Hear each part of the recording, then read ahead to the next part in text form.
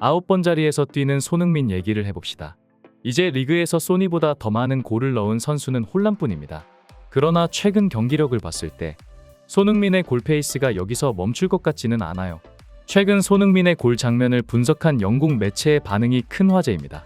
손흥민은 24일 풀럼전에서 1골 1어시로 팀을 캐리하며 최우수 선수에 선정되었고, 이로써 리그 7호 골과 첫 번째 어시스트를 기록하며 9경기 8개의 공격 포인트라는 놀랄만한 대기록을 세웠는데요. 손흥민은 이로써 프리미어 리그에서 총 110득점을 기록했으며, 이는 역대 EPL 누적 득점 순위 26위에 해당하는 기록입니다. 게다가 손흥민은 프리미어 리그와 맨체스터 유나이티드의 레전드 라이언 긱스의 통산 득점 순위를 앞서 나가게 되었는데요.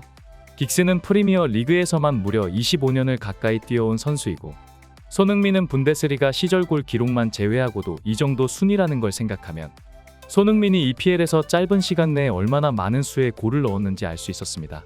스카이 스포츠에서 펀딧으로 활약하고 있는 제이미 캐러건은 손흥민을 향해 프리미어 리그 역사상 가장 뛰어난 선수 중 한 명이라고 평했고, 저번 시즌에 부진을 끊어낸 뒤 다시 도약하여 최고의 전성기를 달리고 있는 손흥민을 향해 영국 축구 전문가들의 찬사가 끊이지 않고 있는 상황인데요.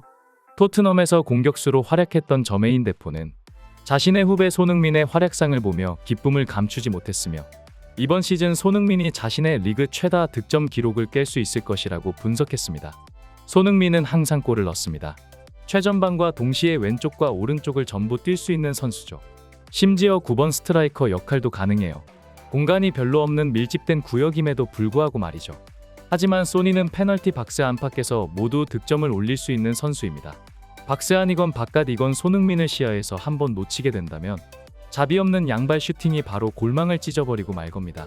저는 손흥민이 윙포워드로 뛰는 것도 좋아하지만 현재 토트넘의 전술에서는 지금의 스타일이 가장 적합하다 봅니다. 토트넘은 예전처럼 더 이상 역습만 추구하는 팀이 아니에요. 포스테코글루 감독 부임 이후 공격적인 축구로 전환했고, 볼을 점유하고 박스 안에서 공을 받는 횟수도 더욱 많아졌죠. 이번 시즌이 끝나기 전까지 손흥민에게 부상이 닥치거나 하는 일이 발생하지만 않는다면 저는 손흥민이 리그 25득점은 가볍게 넘길 것이라고 생각합니다. 저메인 데포는 아주 냉철한 시각으로 손흥민의 포지션 변화에 대하여 분석하였고, 지금과 같은 전술에서는 손흥민의 원톱 스트라이커 역할이 큰 효과를 발휘할 것이라고 내다보았는데요. 데포는 토트넘 출신답게 최대한 전 소속팀에 치우친 평론을 하지 않기 위해 노력하는 듯이 보였고, 만약 토트넘과 손흥민에게 불의의 사고가 닥치지 않는다면 이번 시즌 강력한 우승 후보 중 한 명이 될 것이라고 조심스러운 예측을 남겼습니다. 하지만 그 옆자리에 있던 발롱도르 수상자 출신 마이클 오웬은 달랐는데요. 오웬은 평소에도 손흥민을 유독 좋아했던 펀딧들 중 한 명이었고, 저번 시즌 손흥민이 언론의 비난에 직면할 때도 가장 먼저 나서서 변호해주기도 했었습니다. 오웬은 이번 풀럼전 손흥민의 1골 1어시 활약에 기뻐하며 저번 시즌 마음 고생으로 인해 힘들어했던 손흥민을 보며 착잡한 기분을 느꼈다고 얘기했는데요. 손흥민은 그 어떤 위치에서든 골을 넣을 수 있는 선수죠. 빠른데다 기술도 좋고 양발을 자유자재로 사용합니다. 언젠가 기록을 찾아봤는데 손흥민이 프리미어 리그 역사상 약발로 가장 많은 골을 넣은 선수라고 하더군요. 그런데 이것만은 정말 궁금합니다. 대체 손흥민 선수의 어떤 발이 약발입니까? 약발을 잘 사용하는 선수는 있어도 완벽한 양발잡이는 몇 찾아보기 힘들죠. 하지만 단언컨대 손흥민은 가장 완벽에 가까운 양발잡이 선수일 겁니다. 정말 환상적인 플레이어예요. 이런 활약을 매 시즌 보여주고 있죠. 하지만 지난 시즌에는 아마 마음고생이 좀 심했긴 했을 거예요. 그러나 손흥민이 시즌 내내 탈장 부상을 달고 뛰었다는 얘기를 듣고 생각했습니다. 역시 손흥민의 클래스가 완전히 떨어진 것은 아니구나 하고 말이죠. 탈장 부상은 말이죠, 정말 끔찍한 부상입니다. 굉장히 끔찍해요. 그래서 회복하고 돌아왔다는 얘기를 들었을 때는 굉장히 기뻤죠. 손흥민처럼 다이나믹한 플레이 스타일을 가진 선수에게는 무척이나 영향이 컸을 부상이었을 거예요. 탈장 부상이 다른 부상들과 차이점이 뭐냐 하면 일단 다른 부상은 모든 걸 멈춰야 합니다. 하지만 탈장 부상은 뭐랄까 사람을 정말 짜증나게 만들어요. 계속 나를 옥죄게 하거든요. 저도 예전에 비슷한 부상을 겪어봐서 누구보다 잘 알아요. 경기에는 나설 수 있지만 제 기량을 온전히 발휘할 수 없습니다. 특히 스프린트를 끊을 때마다 통증이 엄청나서 중간에 속도를 죽일 수밖에 없죠. 결국 지난 시즌 손흥민의 부진은 전부 부상 탓이었다고 말할 수 있습니다. 이제 완전한 몸 상태로 복귀한 손흥민은 리그를 폭격하는 중이죠. 저는 혼란보다 손흥민의 득점왕 가능성을 더 높게 내다보고 있습니다.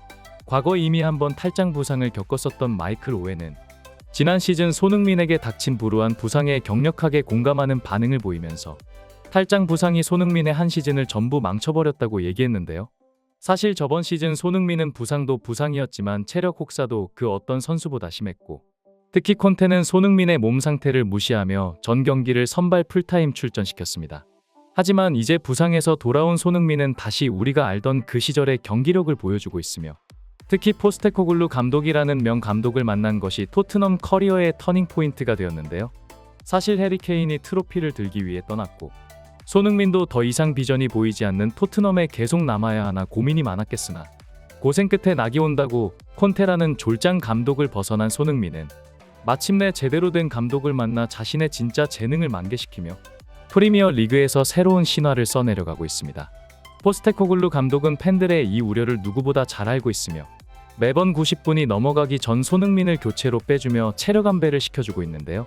토트넘은 시즌 진지하게 우승을 노리고 있는 중이고, 시즌 막바지 손흥민의 몸 컨디션을 기필코 풀핏으로 유지할 생각인가 봅니다. 부상에서 벗어난 손흥민이 이번 시즌 어디까지 대기록을 세울 수 있을지 기대되네요. 항상 빠른 소식을 전하는 스마트 코리아였습니다. 좋아요와 구독 알림 설정 한 번씩 잊지 말아주세요. 감사합니다.